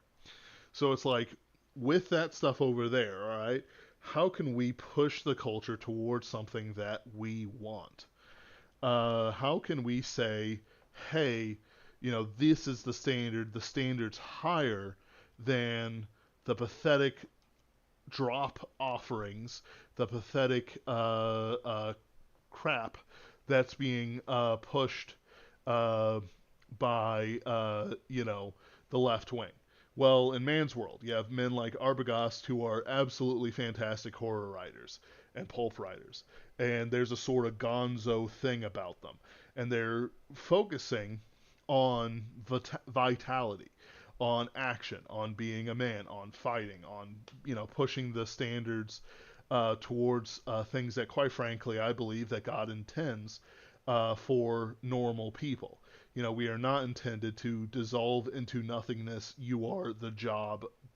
Get up at 6, go to bed at 10, and that's all you'll ever be. I don't believe that's godly, uh, because the people who promote that stuff often say submit your family to the job. Well, God puts family before everything. He says He will provide for you. Do His will. Therefore, submitting your will to employment opportunity ABC doesn't do anything. That's where the avant-garde is. That's where things that are going to be really important in the future will be. And quite frankly, it was built because men like Vox Day broke many of the conventions that were there. They published men like Anthony. They published men like John C. Wright, who was being shoved into a locker in a ghetto at Tor, who I'm pretty sure that if he didn't have outstanding contracts, they wouldn't have finished publishing his Count to a Trillion series. So you have like this push towards something more. And what I'm hoping is that Hightower is also part of that sort of vanguard movement. We get what we fight for. We get what we deserve. Uh, therefore, we need to fight for quality, fight to make sure that, our friends are promoted, fight to make sure that there isn't um, that we're not disavowing people. There's no benefit to disavowing. There is absolutely none. The people who did it were destroyed. Their bones are lying fallow in the fields, their works forgotten. They don't even have a epithet like Ozymandias, King of Kings. Look upon my works, ye mighty, and despair. It doesn't exist. Uh, you know, the part of the problem that's happening with some of the things in Bane is because I don't know the details. I wasn't there, but from the outside, it looks like they let some people in who infiltrated, and they attacked many of the safeguards that Bane and Tony Weisskopf, who I understand to be a wonderful woman who I've never met, uh, put in to protect their authors. There's things going on that we can see from the outside, and part of it is not knowing who your friends and enemies are. Yeah, I mean, and I think that's a good place to end it. The point of Hightower. So Hightower is not nonprofit, but for now it's not for profit. The Right. goal is ultimately to make a profit, like Yes. of anything that we do. So we never go in, and the reason is honestly less like, oh, because we want to maximize our money, but it's almost a matter of success and respect, right? Yep. Like we respect our authors enough to say we're not just doing this out of the kindness of our hearts, right? Yep. We're choosing you because we think that you can help us actually, provide something, right? Yep. So it's a respect thing for everyone all around. Uh, I Hightower was something that when I saw the state of the publishing industry, I was, as Ben can tell you, appalled, Yes. uh, horrified by it. It was Angry. worse than I had. It had gotten worse in the 10 years I had been away. Mm-hmm. Both in quality, in things like Ben mentioned Bane. I brought this up to Ben, and I'll mention it now because I made a promise I would name names. The winner of Bane's Fantasy Adventure Award. I encourage you. I don't have it up in front of me, but I encourage you to go on the site and read it. It's up there free. It is a perfectly fine story that is probably publishable in one venue or another. Right? That's not Mm. my complaint. Yeah. I did not regret reading it. Did not think it was a waste of time. However, the story is called the Fantasy Adventure Award. Right? It was barely a fantasy, and it was not an adventure story, and it won the Bane Fantasy Adventure Award. What is going on? Right? Like something is up. I don't know what it is, but something is up. And the publishing industry is so like I don't know how they ended up driving out all of the right-wing voices. There's always been this thing about, oh, the right doesn't value art. Maybe that's it. But that's kind of our whole point here as well. This is the point of me ranting about these professional standards and these left-wing stuff. Like these are not two separate disconnected things, right? Mm. Professional standards and moral standards are not disconnected. The fact of the matter is that when you write a short story, you are performing work, right? It takes effort, it takes skill, it takes time. If we are buying your work, then we're buying your work because you have performed a service. You deserve payment for it, Yep. right? It's not volunteer work. The story didn't come out of the ether. It needs to be treated like what it is, which is a learnable profession. Now, it is true, as Vox Day has said, and Ben has agreed with in the past, that there is a certain the highest thresholds, just like any art, right? Mm-hmm. The highest thresholds. There are going to be special geniuses that can only be reached by them. You know, China Miéville, John C. Wright, Yep. Nick Cole, I would say, has the ability to hit that level, but unfortunately, only hits it more rarely than he could because he decided to maximize profit, right? In Mm-hmm. my opinion.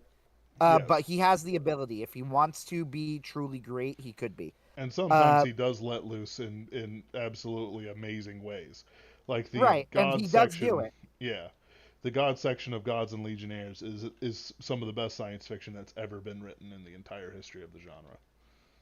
Yeah, the Wasteland Saga I've always considered to be a masterpiece, especially the Savage Boy, is one of the most moving stories I've ever read.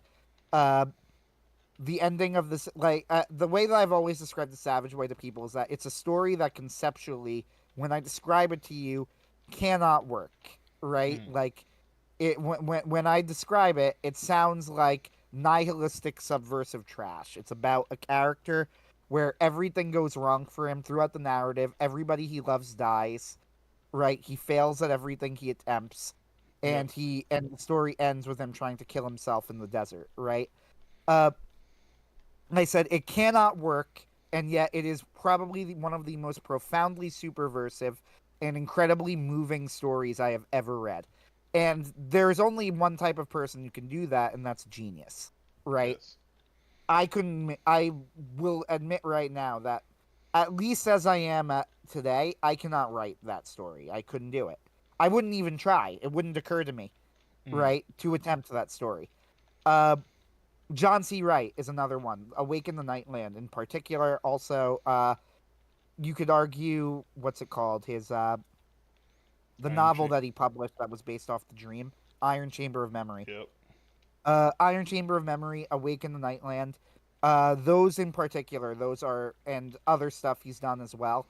Mm-hmm. Those are works of genius. They're something that can only be done by a master. So while I agree with Vox and I agree with Ben that at the very highest heights of the field, right, there is a bar that only certain people can meet, right? That Yes. only certain geniuses can hit. And this is true of all art, right? You know, not everyone's going to be a Mozart, not everyone's going to be a Beethoven, right? I do not agree and will argue against that there is nothing else that is worth creating. Writing is a craft that can be learned, right? Yep. And you can learn it to a level of very high competency. You might not get to absolute numinal genius, right? Mm-hmm. Because that is a quality that certain people have that others don't. But you can get to you can become a really, really good writer. Just anybody, almost, right? With the exception of people who have genuine mental challenges, right? Yes. But anybody, more or less, uh, can become a really good writer with practice, right? And study Mm-hmm. and effort. That is something that needs to be rewarded. That you need, and we need to treat it like a craft. And that's one of the main points of what Hightower is about. And in some ways, that's something that the left has understood better than the right. That Yeah. writing and that artwork is a skill that deserves compensation. But that is a core belief of Hightower. That's why we encourage simultaneous submissions. I wrote that specifically into our submission guidelines, right? That is why we are a paying market. This was imperative. If we had to go any length of time without being paying, I would not have started the magazine. I wouldn't have been a part of it, Mm-hmm. right? Because I would have said no, that's not right. That doesn't respect the writers. It doesn't respect the professional work that they are forced to do. Uh, and all of this is bound up with the moral aspect of it. These two things are not separate. It's about respect of the form, of the artwork, of the importance. We people, all of us, we know the importance of storytelling, right? Yep. It's incredibly important. And it needs to be understood. Like, you need to put it in the correct perspective. Like, don't get me wrong, it's not magic, you know. It's not some sort of it's not some sort of like, oh, the storytellers are the real heroes, right? It's like the Norm Macdonald skit, he goes, teachers are the real heroes, and Norm goes, really? I always thought that the real heroes were the real heroes. Yeah. He's like, the ones who do heroic things, right? Right. I'm not saying so. I don't want to make it out as something that it's not. However, we also need to acknowledge storytelling for what it is, which is very influential on the way that people think, act. It is important to people. It matters to people. It changes people's lives. We, of all people, should know this. We need to act like it. And that means that we are a professional paying market that understands that subversive content matters, and we're not going to stand for it anymore. Yep. Yeah. And yeah, that's all I got for now. Yeah, so let me read from AA Noirs. By the way, all four of the winners for Bane were women. Uh, uh, so just take that as you will. Let me just read this. Uh, so a person is waking up on a pickup truck. Uh, I don't like how it's written. It's but this part like kind of stuck out to me. She was in the back of the truck bed. No, that's not right. Her leg still hurt. She jumped. Oh my God, pardon. Sam shrieked. Am I having a breakdown? Oh God, oh my God, pardon. This can't be real. This can't be happening. Relax, the driver said from behind the wheel. Only here for a moment. Relax? Sam trembled in time with her racing pulse, her boiling blood. Screw you, she snapped. I've been rolling around back here for miles. I'm not going anywhere until I know whatever is going on. Even as she said the words, she feared she couldn't keep that promise. This time, she only threw her good leg over, then back in the truck. Sorry, Yeah, the parse that a second. Sam yanked against one side, shaking it in time with her internal heart attack.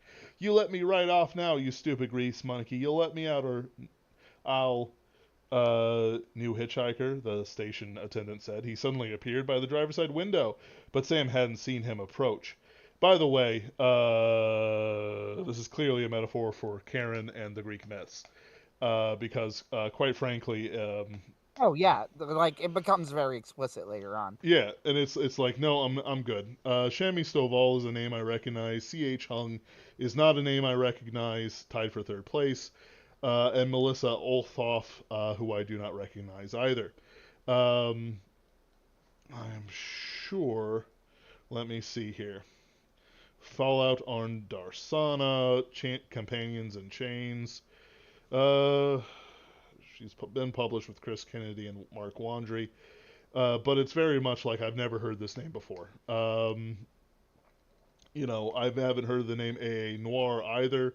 There's a picture of her. She looks nice. But quite frankly, He looks fine. she looks fine. Uh, I don't know who she is. I can't find anything else that she's worked on, um, which I consider suspicious. Uh, I'm sure if I look through it, there's something about scientific research. But quite frankly, I consider novels on Greek myth beginner, uh, Vikings as well, to be beginner fodder. But it's very much like, hey, this doesn't read as a fantasy. This reads as something that I would expect to be published by a liberal institution. This reads as left wing. There's a character with blue hair. Disgusting. Terrifying. I'm trembling, Anthony. I'm It's just trembling. weird. I didn't think it was like again. I'll say that I did not think it was a terrible story, and like I No. didn't really think I wasted my time with it entirely. It's just that it was not an adventure and barely a fantasy. Yep. You know. Uh, And so it's like, one last thing. mm. Yeah, sorry. Finish your thought first. And so it's like, this is an ally publication. This is on the friend spectrum. Maybe not as friendly as some other superversives. Um, but it's like, it's clear that there's some rot. And there's clear that, I know how well Chris Kennedy, Mark Wandry, and the other guys write. Either they're not participating or they just don't care. Or they're not vetting as well as maybe they should. Why are we all for winners women when that's a clear sign of a liberal and captured institution? You know, we Hmm. can't be The odds dumb. are low, The odds are right? low. Uh, there's things to be done and things to think about, and we can't just sort of be flippant about, well, women right now, and it's been a disaster for the human race. I'm just saying. No, I'm kidding. Kind of, but it's no, like that doesn't matter. I'm kidding mostly. Mostly. I posted on Twitter last night a picture of Ken next to a burning longhouse, and then I said, "Namaste, billions must stop reading." What are my politics? Even I don't know. Ben Wheeler as the Buddha walked across the Indus and said Namaste before he ripped the ability to read from a million Hindus. What does he mean? What is he doing? Has he read too much Bronze Age mindset? Uh, no, it's like, look, you have to be smart about these things. Hightower's promise is that we are going to be smart about these things. Yep. Uh, Anthony's our head editor. I trust him implicitly. Am right or dying, and helping him bury the body even as we speak. And as I start to dig the 6 foot hole, because we are giving our victim a Christian burial, Anthony's victim, I should say, just saying. Anthony, what would you like to say? The last thing I want to mention is about the short story that started all of this, because I do actually have good news with it. Uh, as you know, so my short story, The Last Fight of Sir Lancelot, has been accepted for publication. Actually, it is coming out fairly soon, believe it or not. I'm trying to find the submission guidelines because I'm pretty sure they mention. I think it's coming out like in 10-ish days. Uh, if I'm not mistaken, at the very least by the end of the month. They're open for submissions until May 15th. Okay, but anyway. So as Ben knows, I have over the years gotten pretty good at judging when something I have finished like if it's particularly good or not. Uh like very little of what I write is entirely unworkable. Most of it is edible because I am now an experienced writer after years of Pinkerton's Ghosts, frankly. Uh which has caused me to write more and under a deadline, which is very Love helpful. ya. Yeah, it's true. Uh it's true though, gotta admit it. Right? So with that said, when I finished The Last Fight of Sir Lancelot, I had the immediate intuition like this is one of the best things that I have written in a while, and this is absolutely publishable. It was originally written for May 18th, King Arthur Day, and was going to be published in. I was going to read a story for it, put it out on the YouTube channel, along with a story that Ben has written for it. But I contacted Ben and said, give me until May 18th to find a publisher because I'm pretty sure I can make money off this. I'm like, this is good enough, right? And Ben read it and agreed. Uh, so I am very gratified, even though I am not going to be getting rich off of this submission. I am very gratified that it was accepted by someone because it validates my own intuition that this was, in fact, a publishable level story. Uh, I am very proud of it. I think it came out really well. It is the story of an old monk who has lived in the same monastery for 75 years, being forced to confront his past and the dark secrets he thought he has left behind. Variety Pack Fiction is going to be publishing it in their next anthology, which is going to be coming out in just a few weeks, so very soon. They also will be releasing an audio version, which I recorded today. I'm not sure if it came out. I am not sure if they're actually going to use the recording that I made because I don't have Ken to fix all of the audio issues. Uh,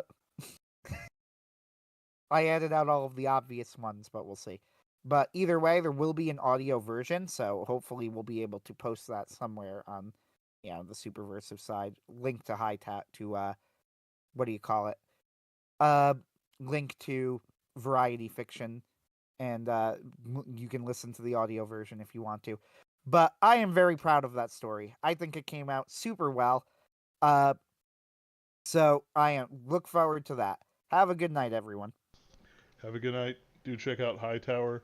Uh, Let me put a link in the description. Uh, did I have?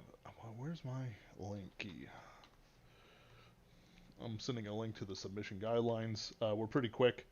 Uh, we do have to push the envelope some way, somehow, and the best part of pushing the envelope is supporting fellow creators, fellow travelers. I hope to see your submissions to the Hightower magazine soon. Have a good night, everyone.